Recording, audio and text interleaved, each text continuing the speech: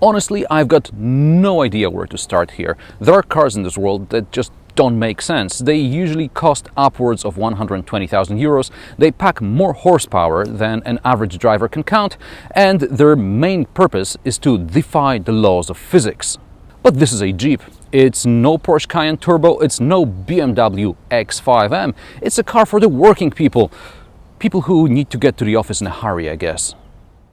Now, as you look at the cutaways, I can tell you what the Jeep Grand Cherokee SRT is faster than. With a 0 to 100 time of 5 seconds, this monster is faster than Range Rover Sport, the V8 supercharged one, Porsche Cayenne GTS, BMW M50D, Mercedes G63 AMG. You get the general idea. This is a very fast car, which should be slow and good off-road, but Jeep suspects this car will be going around the track or racing from lights to lights.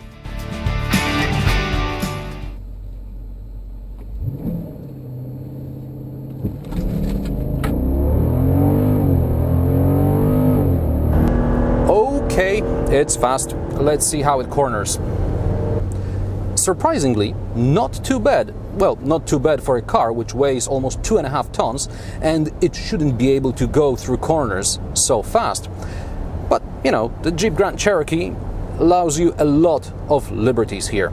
Now, don't get me wrong, this is no Porsche Cayenne. But if I wanted to buy a Cayenne, which is spec'd like this car, I would be able to buy, let's see, 2 or 3 Jeeps. So I could have one to go off-road, one to go on the track, and probably one to haul a petrol tank behind me. I realize nobody will buy this car to save money. Despite an 8-speed ZF automatic gearbox, a 6.4 V8 engine needs to drink, and drink it does. Jeep promises 21 liters per 100 kilometers in the urban cycle, and this is exactly what I'm getting. On the open road, you can turn on the Eco mode, which shuts down half of the cylinders when you don't need full power.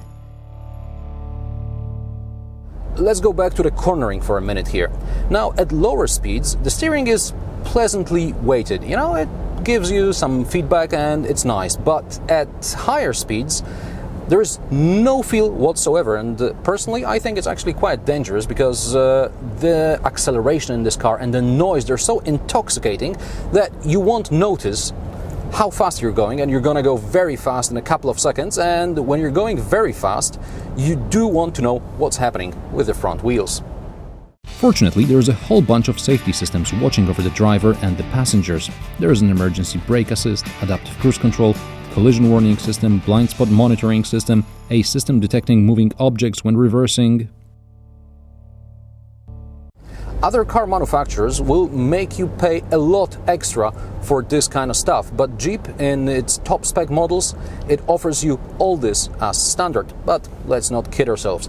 You're not gonna get an 80,000 euro car, which is perfect. It's got 468 horsepower, 24 newton meters of torque.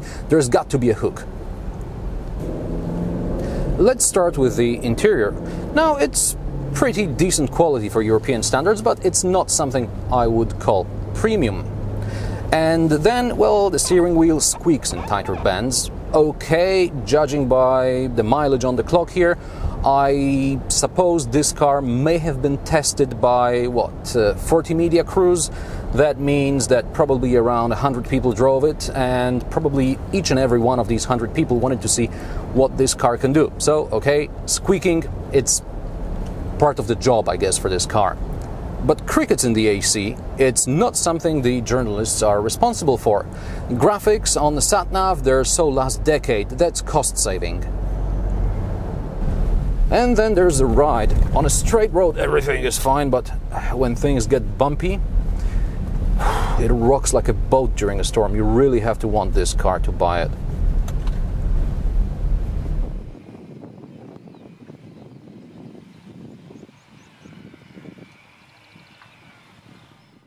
On the other hand, I know you've been waiting for this. There are decent sized cup holders, there's a place to put a bottle of water in the door bins, the seats are comfy, especially for a larger bloke like myself, and I put a 2-meter tall friend here and he claims it's rather comfortable.